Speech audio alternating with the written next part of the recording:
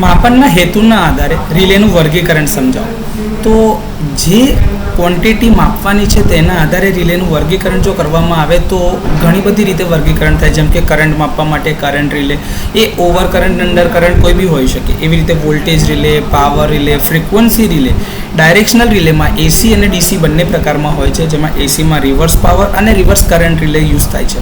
Differential relay, current unbalance relay, voltage unbalance relay, negative phase sequence relay જેમાં કરંટના આધારે અથવા તો વોલ્ટેજના આધારે ઓપરેશન થતા હોય. ડેફાઇનાઇટ ટાઈમ ડિસ્ટન્સ રિલે અથવા તો time distance relay, bias relay.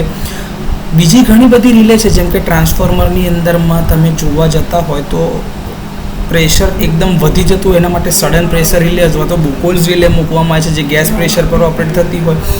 એવી જ રીતે તમે ઓવરલોડના મેજરમેન્ટ માટે તાપમાન એટલે કે ટેમ્પરેચરની ઇફેક્ટ કરતા હોય તો થર્મલ રિલે પણ આપણી પાસે છે. તો એ ઘણી બધી રિલે બીજી હજી છે કે જે આપણે માપનના હેતુના આધારે વર્ગીકૃત કરી શકતા હોઈએ. તો આ થોડા ઘણા ઉદાહરણ છે કે જો કદાચ પૂછવામાં આવે ભાઈ માપનના આધારે રિલેનું વર્ગીકરણ સમજો તો મુખ્યત્વે આટલી રિલે તમે બતાવી શકશો.